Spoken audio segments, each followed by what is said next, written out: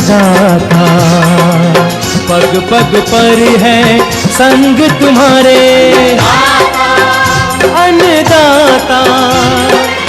लहू किसानों का बन के पसीना सींचता है धरती का सीना। मेहनत का तेरी हक दिलवाने, नई तकनीक नई खोज बताने।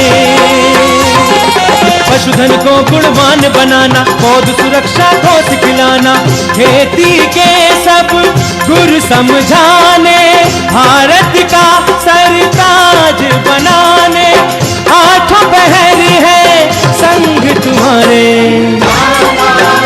अन्नदाता, अन्नदाता। नमस्कार, मैं विभा उपाध्याय आप सभी दर्शकों का अन्नदाता कार्यक्रम में स्वागत करती हूं। किसान बेहद परिश्रमी होते हैं। वे खेतों में जी तोड़ मेहनत करते हैं, जो अनाज, फल और सब्जियां उगाते हैं। हमारे देश की अर्थव्यवस्था का लगभग समूचा भार इन्हीं के कंधों पर है। ऐसे ही भारतीय किसानों को खेती बाड़ी से जुड़ी हुई बहुत सी नई, रोचक और लाभकारी जानकारियां देने के लिए हर रोज सुबह हम आपके साथ होते हैं। तो चलिए कार्यक्रम शुरू करने से पहले देखते हैं क्या है अन्नदाता के आज के कार्यक्रम में। आधुनिक तकनीक से करें अदरक की बुआई।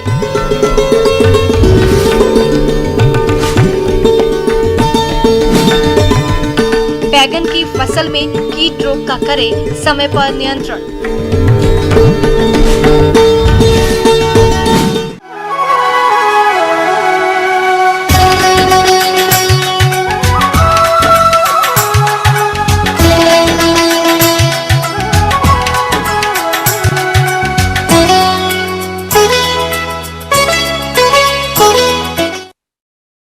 हमारे प्रदेश के जिन किसान भाइयों के पास सिंचाई जल की व्यवस्था है, वो किसान इस समय अदरक की बुआई करके आने वाले समय में अच्छा लाभ प्राप्त कर सकते हैं। लेकिन इसके लिए आपको भूमि के चयन से लेकर उन्नत प्रजातियों का चुनाव, खाद उर्वरक प्रबंधन और बुआई की वैज्ञानिक तकनीक आदि पर विशेष ध्यान देना होगा। तो आप किस तरह से करें इन सभी कार्यों को, इसकी समस्त जानकारी दे रहे हैं डॉक्टर CS पांडे।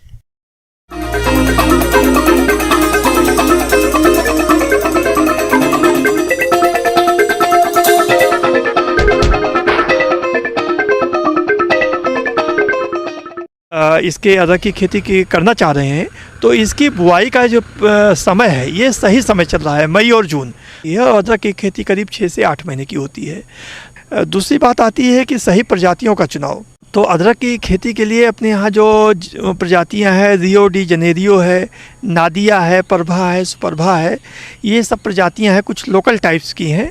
आप उन्नत प्रजातियों का चुनाव करें। अदरक की खेती के लिए जो मिट्टी है वो बलुई दोमट से लेकर मटियार दोमट भूमि अच्छी रहती है। इसके लिए जल निकास का उचित प्रबंध होना चाहिए। मिट्टी का जो pH मान है वो 6.5 से 7.5 के बीच होना चाहिए।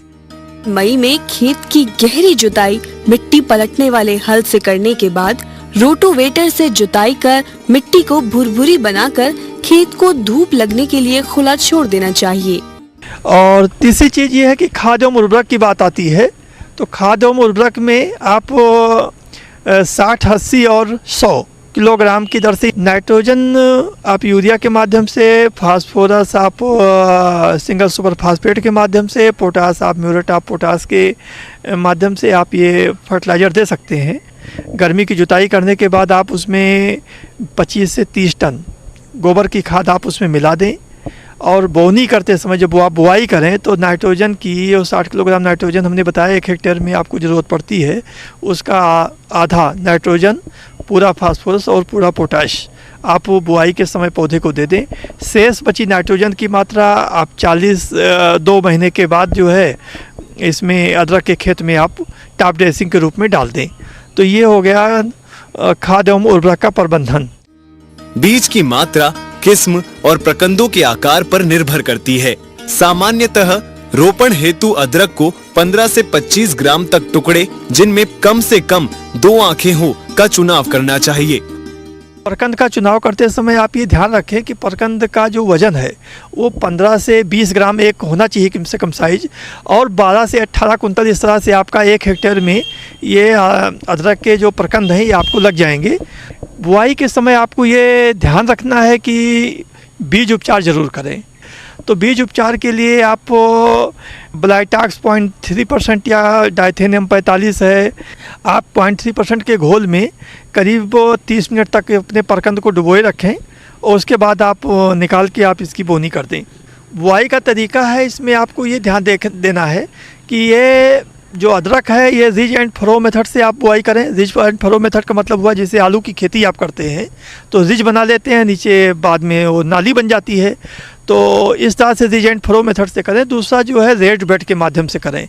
तो जो बेड की चौड़ाई होगी करीब 1 से 1.5 मीटर होगी और लंबाई आप अपनी सुविधानुसार आवश्यकता अनुसार आप रख लें। तो इस तरह से आप जो बीज बोने का तरीका है इस तरह रखें। तो ये रही बात बीज की और बीज की बुआई की। जहाँ तक बात खरपतवार प्रबंधन की है तो जुलाई से सितंबर तक सामान्यतः 4 बार निंदाई तथा 3 बार गुड़ाई एवं मिट्टी चढ़ाने की आवश्यकता पड़ती है। अब बात आती है जल प्रबंधन की। जल प्रबंधन के पहले किसान भाइयों आपको एक चीज़ बताना आवश्यक है कि जब आप अदरक की बुआई करते हैं तो अदरक की बुआई के ठीक बाद आप पहले सिंचाई कर दें, हल्की सिंचाई कर दें और उसके बाद आप मल्चिंग करें, पलवार बिछा दें। तो उससे एक फ़ायदा ये होता है कि एक तो खरपतवार नहीं उगते हैं, खरपतवार कम हो जाते हैं। दूसरी चीज़ जो अदरक का अंकुरण है वो बढ़िया होता है। यदि अंकुरण अच्छा आ गया तो आपकी फसल भी अच्छी होगी। तो ये करें। तो जैसा कि आप मई और जून में यदि बरसात नहीं हो रही है तो आप इधर भरपूर पानी दें, समुचित मात्रा में आप हल्की सिंचाई और पर्याप्त मात्रा में करें। सिंचाई बहुत ज़्यादा नहीं होनी चाहिए, हल्की सिंचाई आप करते रहिए। अब जब बरसात आ जाती है तो आपको ये देखना है कि वर्षा के माध्यम से पर्याप्त पानी मिल रहा है, तो आपको अलग से सिंचाई करने की ज़रूरत नहीं है। हाँ, यदि वर्षा अधिक हो जाती है, एक साथ पानी ज़्यादा गिर जाता है तो आपको जल निकास का प्रबंध ज़रूर होना चाहिए। आप जो पानी इकट्ठा होने से, वाटर लॉगिंग होने से प्रकंद सड़न का रोग आ जाता है, तो आप जल निकास का उचित प्रबंध जरूर रखें। किसान भाइयों, अभी तक आपने खेती से जुड़ी हुई बहुत सारी उपयोगी जानकारियां देखी। अब लेते हैं एक छोटा सा ब्रेक, जल्द लौटेंगे और कार्यक्रम में आगे भी है खेती बाड़ी से जुड़ी हुई बेहद महत्वपूर्ण जानकारियां, तो बने रहिए हमारे साथ।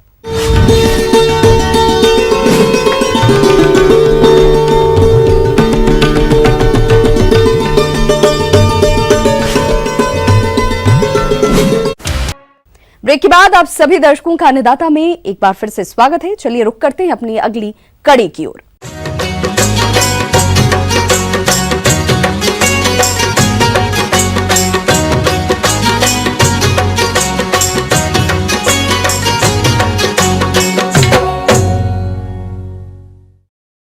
सब्जियों में बात करें बैगन की तो इसकी बाजार में मांग वर्ष भर रहती है, जिसके कारण इसकी खेती करने वाले किसानों को अच्छा लाभ मिलता है। परंतु बदलते मौसम के कारण फसल में कई तरह के कीट और रोगों का प्रकोप होता है। यदि समय रहते नियंत्रण के उपायों को नहीं अपनाया गया तो फसल को अधिक क्षति होती है। तो किसान भाई, बैगन की फसल में लगने वाले कीट रोगों का नियंत्रण किस तरह से करें, इस बारे में जानकारी दे रहे हैं कृषि सहायक अधिकारी सुरेश कुमार यादव।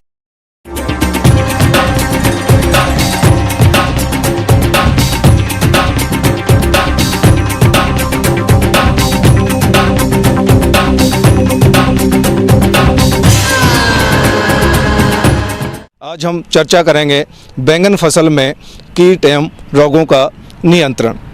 सबसे पहले हम बात करते हैं कि बैंगन फसल में मुख्यतः कई प्रकार के रस चूसक कीटों का प्रकोप होता है। जैसे नंबर 1 सफ़ेद मक्खी। सफ़ेद मक्खी नवजात जो पत्तियां होती हैं, कोमल पत्तियां होती हैं, उन पत्तियों की निचली सतह पर बैठकर उनका रस चूसती है, जिससे कुछ समय बाद में पत्तियां पीली पड़ जाती हैं। अगर दूसरी बात करें, दूसरे कीट की बात करें तो हरा तेला कीट का प्रकोप होता है, जिसको हम जैसिड कहते हैं। ये कीट भी पत्तियों को रस चूसकर हानि पहुंचाता है। इसके अलावा हम बात करें तो बरूथी नामक कीट होता है, माइट, जिसको हम माइट कहते हैं। जैसे रेड स्पाइडर माइट होती है, येलो माइट होती है, ये माइट भी पौधों का रस चूसकर हानि पहुंचाती है। भारतीय घरों में बैंगन का इस्तेमाल ज्यादा किया जाता है, इसलिए इसकी खेती बड़े पैमाने पर की जाती है। बैंगन की फसल में विभिन्न प्रकार के कीट व रोग भारी नुकसान पहुंचाते हैं। इससे जहां फसल की गुणवत्ता पर असर पड़ता है, वहीं फसल की पैदावार भी प्रभावित होती है। यदि कीट और रोगों की समय रहते रोकथाम कर ली जाए तो अच्छी पैदावार ली जा सकती है। तो चलिए जानते हैं बैंगन की फसल में रस चूसक और फल व तना छेदक कीटों के नियंत्रण के आसान और कारगर उपायों के बारे में। रस चूसक कीटों के नियंत्रण के लिए हम अगर इनका कम प्रकोप है, प्रारंभिक अवस्था में एजाडिरेक्टिन या नीम ऑयल का छिड़काव कर सकते हैं। लगभग 1 लीटर पानी में 3 से 5 ml एजाडिरेक्टिन या नीम ऑयल मिलाकर हम छिड़काव करके रस चूसक कीटों का नियंत्रण कर सकते हैं। अगर इनका प्रकोप ETL लेवल से ज़्यादा होता है और हमें ज़्यादा हानि होने की संभावना रहती है तो हमें रासायनिक नियंत्रण अपनाना चाहिए। रासायनिक नियंत्रण में जैसे 0.5 ml इमिडाक्लोप्रिड 17.8 SL दवा को प्रति लीटर पानी में मिलाकर छिड़काव किया जाना चाहिए, या इसके अलावा 0.5 ग्राम थायमिथैक्सोम 25 WG कीटनाशक को पर लीटर पानी में मिलाकर छिड़काव भी किया जा सकता है।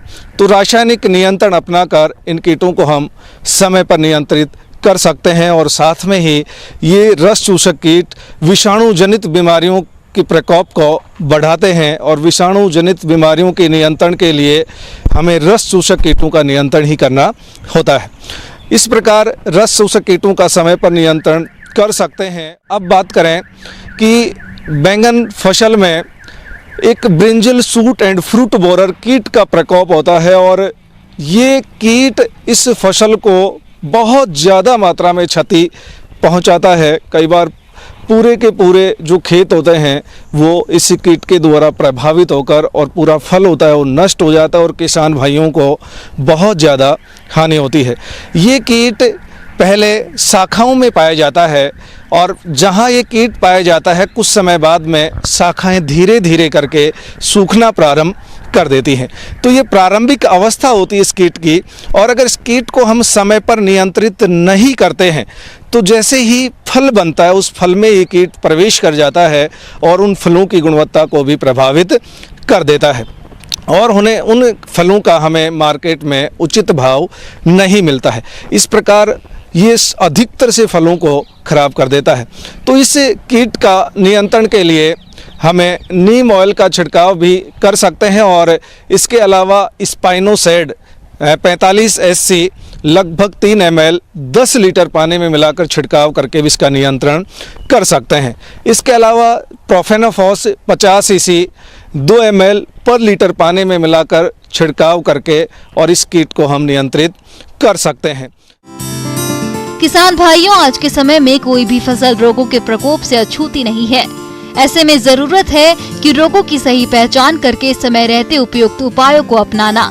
तो चलिए जानते हैं बैंगन की फसल में लगने वाले रोगों की सही पहचान और रोकथाम के बारे में। रोगों की अगर बात करें तो रोगों में इसमें देखिए कई बार डैम्पिंग ऑफ, जब छोटी नर्सरी रहती है तो आदर गलन रोग का प्रकोप होता है और आदर गलन रोग में पौधे अधिक आर्द्रता होने से सूखने लग जाते हैं तो नवजात पौधे मर जाते हैं। तो इस रोग के नियंत्रण के लिए हमें थायरम या कैप्टान जो कवकनाशी हैं उनसे बीज को उपचारित करना चाहिए।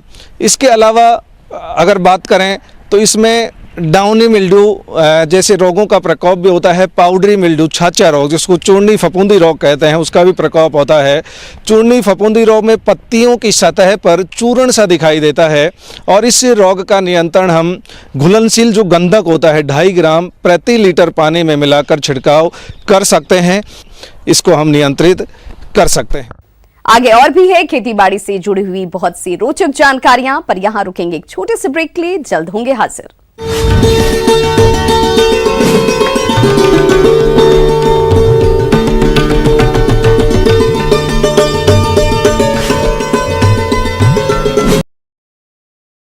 ब्रेक के बाद एक बार फिर से आप सभी दर्शकों का अन्नदाता कार्यक्रम में स्वागत है। बढ़ते हैं अपनी अगली प्रस्तुति की ओर।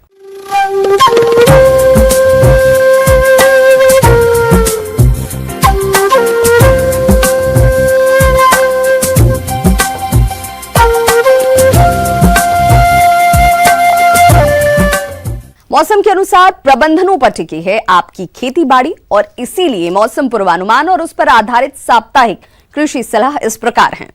भारत मौसम विज्ञान विभाग, ग्रामीण कृषि मौसम सेवा, राजमाता विजयाराजे सिंधिया कृषि विश्वविद्यालय ग्वालियर और आंचलिक कृषि अनुसंधान केंद्र मुरैना से प्राप्त मौसम रिपोर्ट के आधार पर ग्वालियर, मुरैना, टीकमगढ़, गुना और इनके आसपास के जिले के किसानों को सलाह दी जाती है कि कोरोना कोविड-19 के गंभीर फैलाव को देखते हुए कृषि कार्यों को करने के दौरान भारत सरकार द्वारा जारी किए गए दिशा निर्देश जैसे व्यक्तिगत स्वच्छता, मास्क का उपयोग, सही अंतराल पर साबुन से हाथ धोना एवं एक दूसरे से सामाजिक दूरी बनाए रखना बेहद जरूरी है।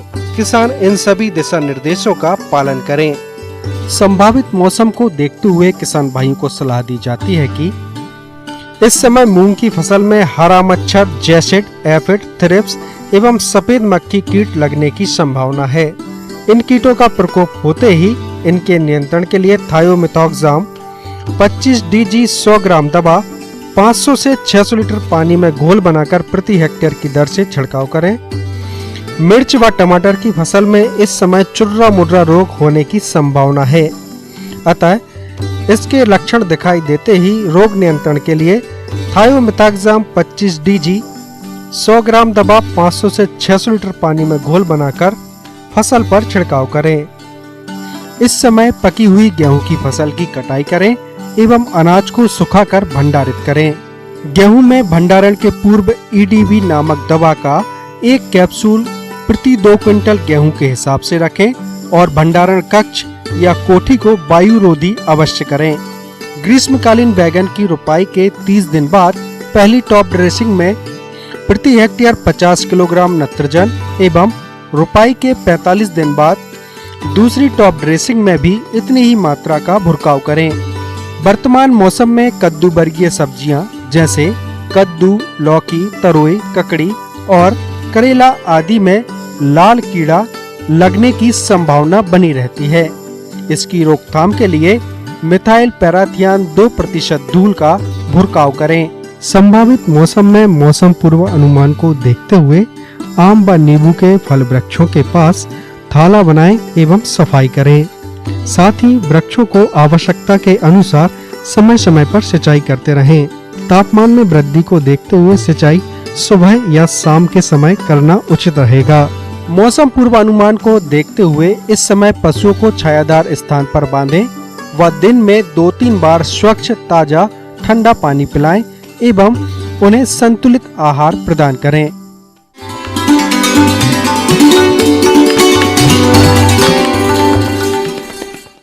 अन्नदाता हेल्पलाइन निशुल्क फोन संपर्क सेवा के माध्यम से आपके द्वारा पूछे गए प्रश्नों में से 1 या 2 महत्वपूर्ण प्रश्न को हम अपने कार्यक्रम में शामिल करते हैं और इसी के तहत आज का चयनित प्रश्न और उसका जवाब इस प्रकार है। आज की अन्नदाता हेल्पलाइन में जिस प्रश्न को शामिल किया है उसे पूछा है गांव बरवाई, जिला इटारसी के किसान संदीप पटेल ने। आप पॉली हाउस में लगी झरबेरा की फसल में किए जाने वाले जरूरी कार्यों पर जानकारी चाहते हैं, तो संदीप पटेल जी आपकी जानकारी के लिए प्रस्तुत है कार्यक्रम का ये अंश।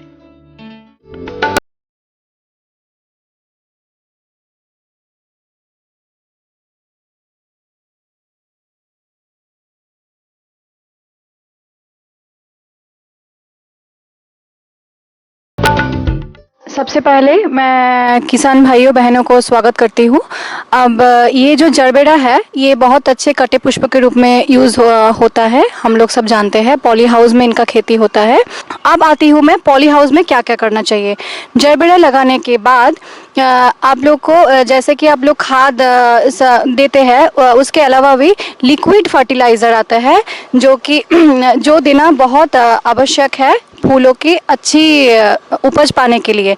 तो इसमें कई तरह के ये जो लिक्विड फर्टिलाइज़र आते हैं, इसमें पहले जो लगाने के 1 महीना तक हम लोग को जैसे कि NPK आता है 12:61:0। इस रेशियो में जो NPK 1 kg का पैकेट आता है, इसका 1 ग्राम प्रति लीटर में घोल करके हफ्ते में 1 बार देना होगा पौधा में। उसके बाद अगले महीने में NPK का एक और रेशियो का फर्टिलाइज़र आता है जो कि 13:0:45 का आता है, जिसमें फास्फोरस नहीं रहता है, इसमें पोटाश रहता है। क्योंकि ये जो पोटाश रहता है ये फूल की विकसित करने के लिए अति आवश्यक है। तो वो हम लोग देंगे, वो भी 1 ग्राम प्रति लीटर में घोल करके देंगे हफ्ते में 1 बार। हम लोग देंगे ऑल 19 ये NPK का पैकेट आता है, ये भी 1 ग्राम प्रति लीटर के अनुसार से हफ्ते में 1 बार हम लोग देंगे जब तक फूल खिलता रहेगा तब तक। और इसके अलावा भी हम लोग देंगे कि अनुखाद्य जो बोलते हैं वो भी फूल के अच्छे विकास के लिए बहुत ज़रूरी है। नहीं तो ये जो फूल होता है ये अच्छे से खिलते नहीं है, नहीं तो इसका जो डंठल होता है वो मजबूत नहीं होता है, तब कटिंग करने के बाद वो फिर मुरझा जाता है, नहीं तो वो अच्छे से उसका मार्केट वैल्यू बहुत कम हो जाते हैं। इसके लिए आप लोग को क्या करना पड़ेगा, जो अनुखाद्य होता है जैसे कि जिंक सल्फेट होता है, मैग्नीशियम सल्फेट होता है, और एक आता है कैल्शियम अमोनियम नाइट्रेट, ये सब जो है ये 0.5 ग्राम प्रति लीटर के अनुसार 2 महीने में 1 बार आप लोग को छिड़काव करना होगा पौधे के ऊपर। रोपाई के 3 सप्ताह बाद टपक सिंचाई विधि अपनाना उचित रहता है। टपक विधि से सिंचाई के लिए 4 से 5 लीटर पानी प्रतिदिन प्रति वर्ग मीटर की आवश्यकता पड़ती है। इस विधि से सिंचाई करने से 500-700 मिलीलीटर पानी प्रति पौधा प्रतिदिन प्राप्त होता है। पानी की मात्रा मौसम भूमि के प्रकार पर निर्भर रहती है। पौधों को पानी हमेशा दिन में 12 बजे के पहले ही देना चाहिए। स्पेशल कल्चरल ऑपरेशन में हम लोग को करना पड़ेगा, खरपतवार निकालना होगा, निकाई गुड़ाई 15 दिन के अंतराल पे 1 बार करना होगा। जैसे कि हम लोग पानी देते हैं और ये मिट्टी टाइट हो जाता है, टाइट होने के नाते यहाँ पे जो वायु प्रवेश नहीं कर सकते हैं, तो इसके लिए अच्छे से निकाई गुड़ाई करना 15 दिन के अंतराल में बहुत ज़रूरी है। इसमें जो लीव्स जो होता है कि मिट्टी को छू रही है, इस टाइप का लीव जो होता है, क्योंकि मिट्टी से भी बहुत कुछ बीमारियाँ फैलते हैं, उसके साथ पूरा पौधे में फैल जाता है और फिर पूरा सड़ जाता है। ये सारे चीज़ को हटाना बहुत ज़रूरी है, क्योंकि अगर हम लोग नहीं तोड़ेंगे इसको अच्छे से, तब पौधे का विकास जितना होना चाहिए उतना होता नहीं है। पहले कली खिल जाता है तो पूरा अच्छे वो क्वालिटी फ्लावर जो बोलते हैं हम लोग, वो नहीं मिल पाता है। उसके बाद जब पौधा का पूर्ण विकास प्राप्त हो जाता है, उसके बाद जो भी कली आता है उसको रखना है। बहुत सुरक्षा उपायों पर विशेष ध्यान की जरूरत होती है, क्योंकि झरबेरा में मुख्य रूप से सफेद मक्खी, माहू माइट, थ्रिप्स, लाल मकड़ी तथा पत्ती काटने वाले हानिकारक कीटों का प्रकोप होता है, जो फसल एवं फूलों को काफी क्षति पहुंचाते हैं, जिसके कारण फूल उत्पादक को काफी नुकसान उठाना पड़ता है। थ्रिप्स कीट फूलों एवं टहनियों के रस चूस कर सुखा देते हैं। और जो कीड़े मकोड़ा के लिए मैं ये बोलना चाहूँगी कि इसमें जो आता है कि वाइट फ्लाई एक आता है, तो एफिड भी आता है जिसको हम लाही बोलते हैं। तो ये है कि इसको अगर जैविक पद्धति अपना के करना चाहते हैं तो एक आता है नीम सीड कर्नेल ऑयल आता है, तो वो 5 मिलीलीटर प्रति लीटर के अनुसार से घोल करके आप लोग छिड़काव कर सकते हैं। नहीं तो अगर इनऑर्गेनिक से करना चाहते हैं तो इमिडाक्लोरोपिड जो आता है एक दवा, वो 2 ml प्रति लीटर में घोल करके भी स्प्रे कर सकते हैं। इसका जो मुख्य बीमारी होता है वो गलन होता है, जो स्टेम रॉट बोलते हैं हम लोग, तो उसके लिए कॉपर ऑक्सीक्लोराइड 3 ग्राम प्रति लीटर के अनुसार में घोल कर देना होगा। ये जो ऑपरेशन है ये अगर आप लोग अपनाएंगे तो अच्छे उपज पा सकते हैं जरबेरा की खेती से। इसी कड़ी में दूसरा प्रश्न कार्यक्रम में शामिल किया गया है। उसे पूछा है गांव खिरकाई, जिला मंडला के किसान मानवेंद्र सिंह ने। आप अमरूद के बाग में उकठा रोग की रोकथाम पर जानकारी चाहते हैं तो आपकी जानकारी के लिए प्रस्तुत है कार्यक्रम का ये अंश।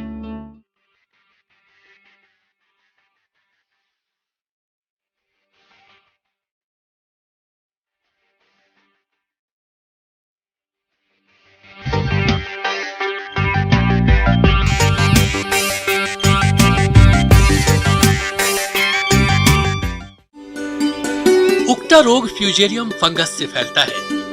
यह भोजन के साथ पेड़ की जड़ों के अंदर प्रवेश कर जाता है और भोजन नलियों को जाम कर देता है, जिससे पेड़ के ऊपरी भाग तक भोजन नहीं पहुंच पाता और पेड़ सूख जाता है।